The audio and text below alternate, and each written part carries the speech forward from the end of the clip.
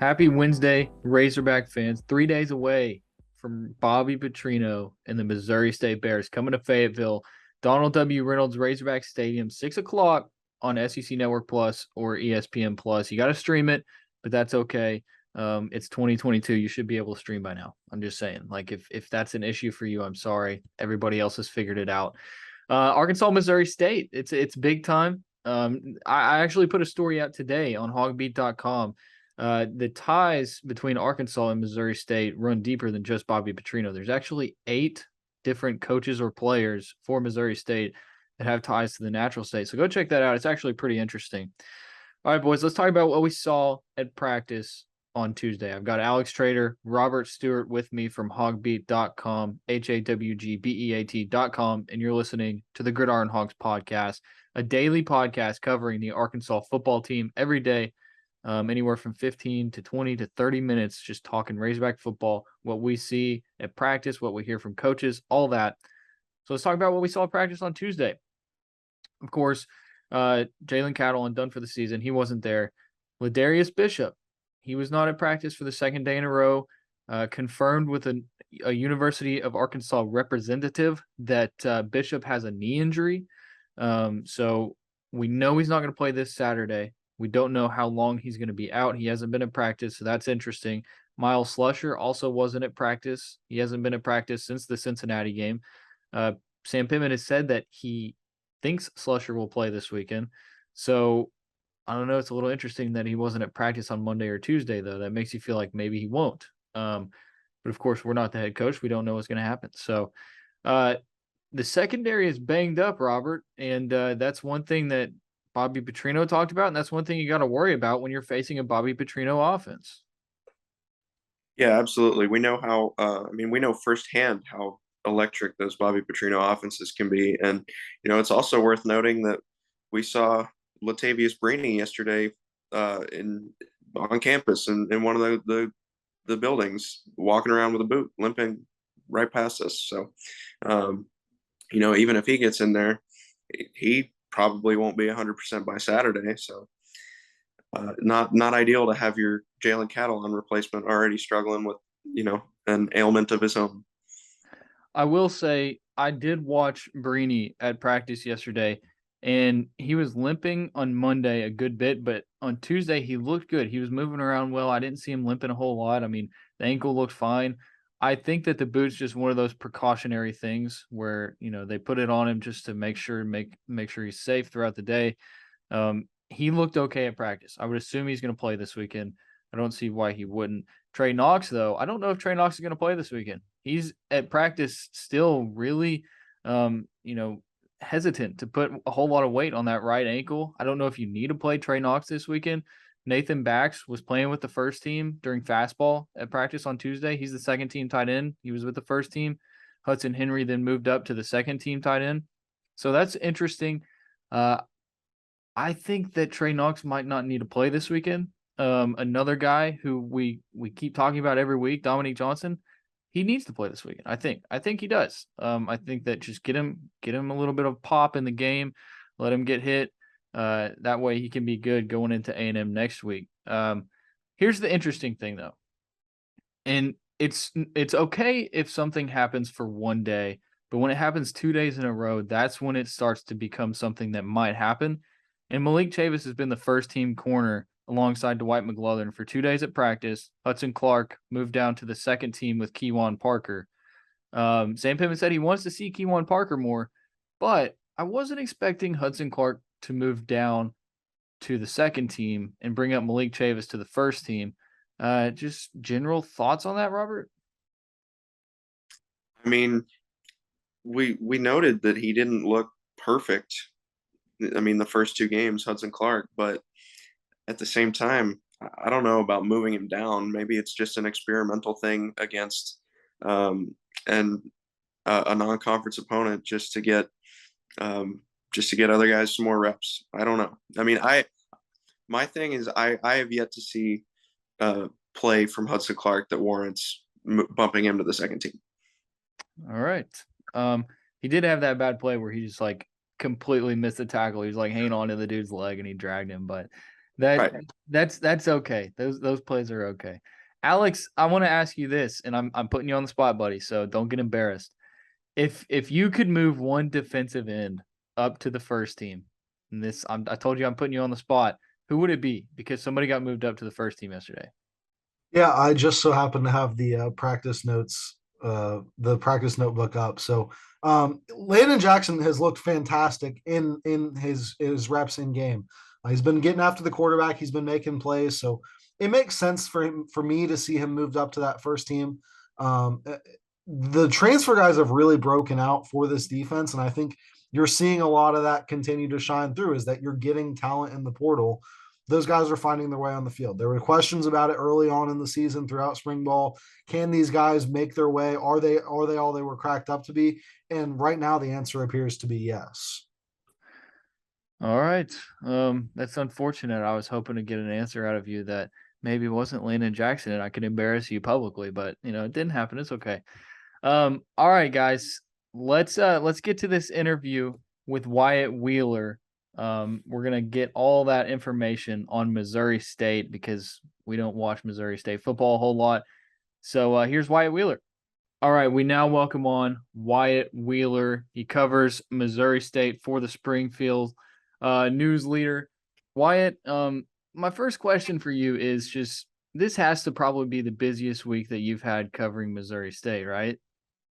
Yeah, it's a different one. I also cover all the high schools in town too, so it's always a little something else. But Arkansas week and just the whole Petrino story and everything. It's definitely a busy week. I look at some playoff appearances, trying to give them the coverage they deserve and everything. But I mean, I made my way down to Fayetteville a couple weeks ago and talked to a bunch of fans about how this week's gonna go, and put out a long story today, just knowing the other things I need to do with Petrino talking. It's a busy week for sure. Do you think the players for Missouri State and their fans like fully grasped the magnitude of Bobby Petrino's return to Arkansas? I don't know. Of course, the players were in kindergarten when a lot of this went on. It's just kind of, so I mean, it's been, or I don't know if it's kindergarten, but it's been a while. I think anybody, I mean, these players have Googled their coach before, and they know the first image that pops up. They've looked them up on YouTube. They see what one of those first videos are. So I think they get it. They've done enough research to know, hey, this is what's going on, and the coach's past is why he's at this university. But I don't know if they're truly going to understand it until they see some of the costumes in the crowd. They see some of those different things. But I think the players also understand that it's also a game that they're going into. They have some FBS transfers. Their safety has been in Arkansas, been played at Arkansas before. So they're going to have an understanding of a lot of the little things, but the scale of the story back when it happened, I don't think any of them really have a idea of what that was like. And I do think a lot of fans kind of remember just being Southwest Missouri, Fayetteville, right there. And it was a ginormous story. And I mean, 10 years ago, I was in high school watching all of this go down. Never thought I'd be in the position to cover Petrino as a coach, but yeah, time goes on, and they've gotten to know him and love him.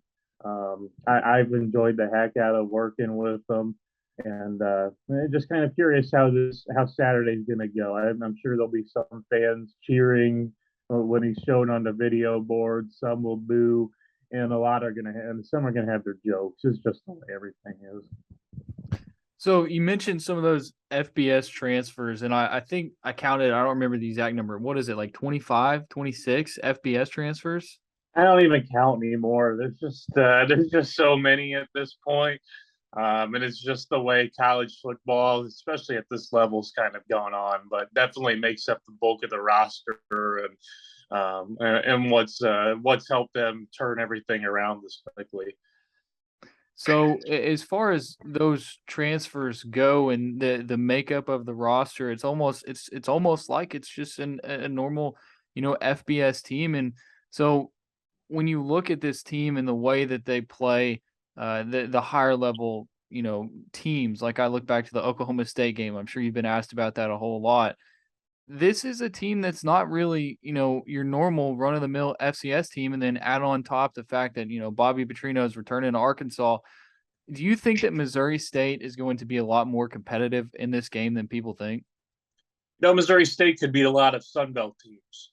And we looked at this past weekend where we're seeing Appalachian State, Marshall, Georgia Southern knocking off those Power Five programs, notably Marshall and Notre Dame. Top 10 team that's not in the top 10 anymore because Sun Belt team won. But I mean, Missouri State can compete with those teams. Missouri State can beat a lot of those teams. So where they are going to have some confidence, and a lot of that is going to come from the Oklahoma State game. Had the ball Oklahoma State territory under a minute left, and they were going to go for two if they got it. So I mean, that's and you remember how the Big 12 championship game ended. That's Oklahoma State reaching and coming up a half yard short of making the college football playoff. So that does give the team a lot of confidence. I mean, this is a group that believes. I think the coaching staff does a great job at instilling that belief in their players, and why not try to instill that? You have all these FBS guys who have been there before, the safeties from Alabama, the running backs, Kansas State, receivers, Central Michigan, but has been one of the best players at this subdivision. The quarterback is the best quarterback at this subdivision. So they're going to have a lot of why not mentality. And they feel like they could beat a team like North Dakota State. And everybody knows North Dakota State can go in. I mean, they might be favored to beat Arizona this week. As a team out of this conference to go beat a Pac-12 team is kind of unheard of. So they have a shot at doing it, or they're going to believe they can do it. I'm not going to doubt them, but I mean, I've watched enough Arkansas the last couple weeks to know how good that team is. I think this team's built a little differently than what they saw week one, just early in the season last year for Oklahoma State. Just love that defensive front, love the linebackers. They don't make mistakes. So it's going to take Arkansas really having a bad game for any kind of thing like that, because Jefferson takes care of the ball. The running backs are extremely good. The Bears' offensive line just hasn't been up to par to where you think it can take on a defensive front like Arkansas has. It's funny when we listen to press conferences and more seasoned reporters ask players, coaches questions about certain players on the other team. It feels like they never use their name. Like we were talking to 4 players yesterday, and they were always asking about the quarterback. This is really good, and the running back number 9, he's really good too. Can you tell us a little bit about those 2 players and what their names are? Yeah, the quarterback number 3 in Arkansas world. Number 3 is Jason Shelley. He's going to be up for the Walter Payton Award, which goes to the best FCS offensive player. This is a guy, I mean, his ability to move in the pocket is pretty special. He's not a big guy. He's about 5'9". I mean, if he was taller, he'd be at a bigger conference right now getting NFL looks. Just the ability to move and extend plays is pretty special. Makes a lot of just kind of magic in the backfield is what we like to say. But we'll make those plays, throw the ball down the field, makes up for some offensive line play at times. Petrino will get him on the move to be able to look down the field and everything. I'd expect a lot of that come come Saturday night. But no, I mean, he's got a good arm, can move around, and 5 incompletions, 5 touchdowns this past week when they gave him a little bit of time to sit in the pocket. So not turning the ball over either. He's made an emphasis this season to throw the ball away, take sacks if he needs to, but never turn it over. And he's excelled at that through 2 weeks. Cartier Wright is your number 9. That's the running back. He's a newcomer, Kansas State. He just played his second game with the Bears. He's a good running back. He has a ton of accolades from his time as a high school back in Illinois. One of the leading rushers in the state's history. Just a big back, just kind of a violent runner. He's looking for contact instead of running away from it. Actually has pretty good hands for that style of a running back. Usually you'd expect maybe a smaller back to be able to do that a little more, but he's got good hands for a big back. Really had a good game this past week, falls forward and gets you the extra yards. So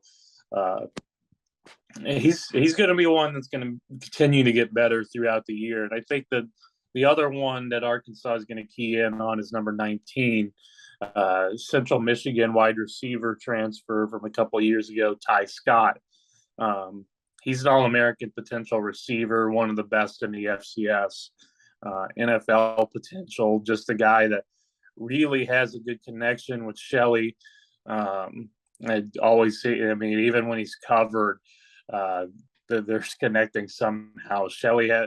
There was a 4th and 1 last week where had press man coverage in critical part of the game early in the 4th quarter. Shelley gave him a hand signal, and he ends up running a fade to the corner of the end zone when they're 4th and 1 at the 7, when they could have just run for a yard and try to get that first, but ends up running a fade, and everybody in the stadium's like, what in the world are they doing?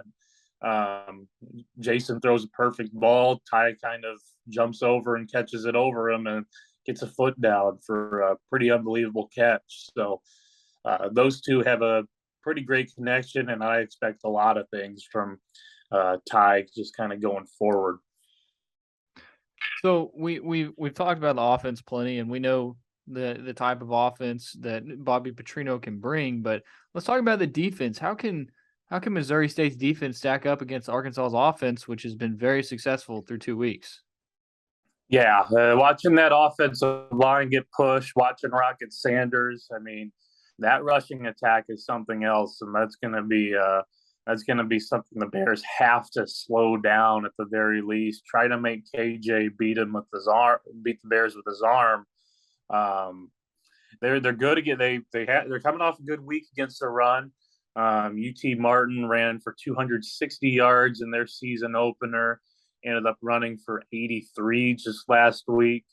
So the Bears, I mean, they're good at what they focus on, and I'm sure a lot of that's going to be trying to take away the run this week. Very good front at the FCS level. Kevin Ellis is a defensive end who should get some NFL looks. Defensive tackles. So we thought that was going to take a step back after they had a guy drafted here in the most recent NFL draft, but they have a great rotation of guys in there. Have a former Mississippi State guy that's a big guy that will plug some holes up. Have a former Kansas State guy in there who's been really good to start the year. And just some different rotational guys. Just kind of you have Kevin, and then you have a handful of defensive ends and a handful of defensive tackles that are going to slow some things down. Good linebackers, experienced linebackers from what they've had. Probably not the most athletic from what they had. They had a guy transfer out to Pitt after last season, but just really smart guys that are always in the right spot. So, I mean, that front seven is going to have to do a lot to try to slow things down, make it a passing game. Even though KJ doesn't throw interceptions really, the strength of the defense, aside from probably the defensive front right now, really love the starting secondary. Montre Braswell is a Central Michigan transfer, All-American guy. He's he'll take your best receiver and follow you around. And he's been a ton of fun to watch, just really grown the last couple of years. Heck of a kick returner, too. I could see Arkansas maybe kick it away from him. Every team tries to. He's a guy. I'm a Chicago Bears fan, so I remember the Devin Hester days. And I'm starting to get that feeling again. Every time he touches the ball, you feel like there's a chance. So he's been a lot of fun back there. Your safeties, Dylan Thomas was a really good player in the MAC last year, Northern Illinois, just a hybrid safety type who had a really good opening week at Central Arkansas. He wanted to play closer to his home in Kansas City, so he transferred down to Missouri State. Has been really good through a few weeks. I think Kyrie McDonald, a former Cincinnati and Alabama guy, at safety, I think he's another All-American potential FCS guy. Just covers the field really, really fast. Sure tackler in the open field.